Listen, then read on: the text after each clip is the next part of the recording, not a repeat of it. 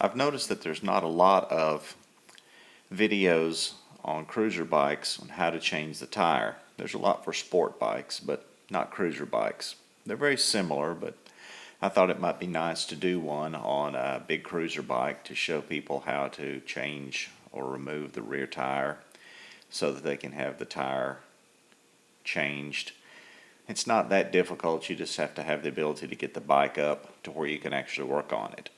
So I've got a 2003 Yamaha RoadStar, and I thought that would be a good basis to start with. So here's the video on how to change the rear tire. Okay, so it looks like it's time to change the tire on the RoadStar. Rode it over the weekend, and all of a sudden the cords are now starting to show. These are Metzler ME880s. Got about 8,000 miles out of these, basically 2 riding seasons. I was hoping to get more than that, but kind of is what it is. So I'll go through the process of removing the rear tire off of a 2003 Yamaha RoadStar 1600. And what you'll need to do it, I would suggest taking the tire. Once you get the wheel off, take the tire and the wheel to a professional. Let them balance it, let them mount it. That way you don't have to worry about messing up your rim, and you know that the thing is mounted and balanced correctly. So here we go. I'll start the process. Okay, the first thing I'm going to do is remove the saddlebags, just so that I've got better visibility. There are 2 bolts on the vertical side and 2 bolts on the very bottom that you remove, and they'll come off, and that will leave the actual framework that's mounted to the motorcycle. So we'll take those out. Okay, both saddlebags are removed now, so you can see the framework, the actual mounts. So again, this is just so you can actually see and access and get access to everything. And I'll probably go ahead and remove the frame mounts as well, just so I've got room to work and I don't have to worry about having easy access to everything. Probably optional, don't have to do that, but I would at least take the bags off. That way you have better access to everything and you can see what you're doing without having the bags in your way. Okay, so one of the things you want to do is to make sure that you have the tire realigned with the bike and the frame, and that's where these marks come in. This allows you to be able to measure and align so that you have the tire completely in alignment. So we're going to measure those and we're going to mark them. So these are the alignment marks here, so we'll mark those with a pencil, and then I'll measure also, because you'll have to unloosen this bolt to allow the axle to give so you can actually remove the serpentine belt, or the actual drive belt, sorry, not the serpentine belt. Alright, so the first thing we're going to have to do is to loosen this jam nut, and then we'll unloosen the bolt that actually tightens and moves the axle forward and back. And again, that'll allow the axle to slide forward and us to remove the belt. So remove the jam nut first, back it all the way off, and then you can start backing out the bolt. And we want to make sure and mark both sides. So you have the left and right side both marked. And I actually went one step further and I actually measured to the swing arm to where the actual plate is, the axle plate, and just as another point of reference to be able to make sure that I've got it pretty close to alignment. So there we go. These are some of the greatest things in the world to have. They're ratcheting wrenches. So they have a ratchet on one end, and it actually is easy to maneuver because it flexes, so the actual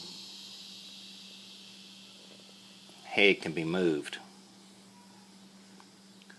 And these come in really handy in getting into tight spots. Plus, if you flip it over, one side is for tightening, and then you flip it over and it ratchets to release. So Very nice, very handy to have. Okay, so now I've got the jam nut all out and loose, and then I've got the actual bolt that adjusts the axle back loosened as well, so I've got plenty of room to move the axle once I unloosen it. Now notice this is on the front side, the forward facing side, and this is on the left side of the bike if you're sitting on the bike. Now on the right side of the bike, it actually switches because of where the brake caliper's at.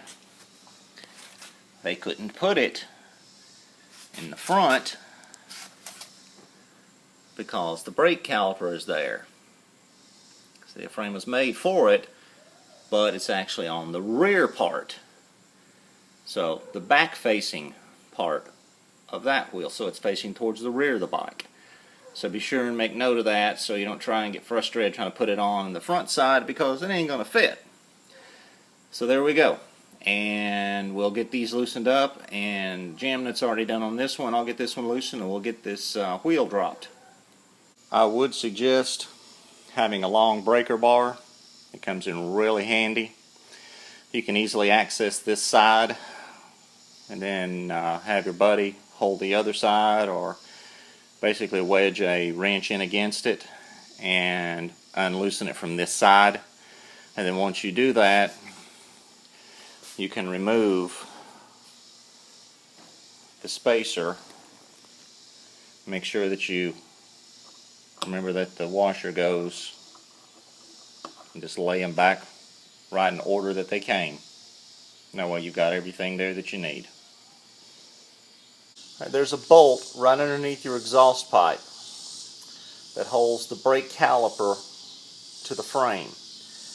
You have to remove that bolt to allow the brake caliper to slide forward on the right side of the bike and give the tire room to come out. So be sure and undo that, and your tire will slide forward easily. Alright, now your axle should slide out easily. So what I would do is get underneath the rear of the tire, lift it up, support it, and then just slide your axle out. Your belt should come off easily. Just turn towards the inside and the belt should come out easily. Okay, the tire is out. Be sure when you take the tire out that you don't lose your spacers. I would mark them left and right. And then to balance the tire, break it down, you're going to need to remove your brake rotor, and you're going to need to remove your drive system. Now what I used to do on my sport bikes is I would always make a note of which way the brake caliper or brake rotor was and where it actually was mounted. Not that probably makes a big difference, but I just always try and match them up. So when I take it off, I'll make a number on that particular one, and then I'll make a corresponding number on the inside of the brake rotor so I can match them back up exactly. Now on this side, life gets a little bit easier.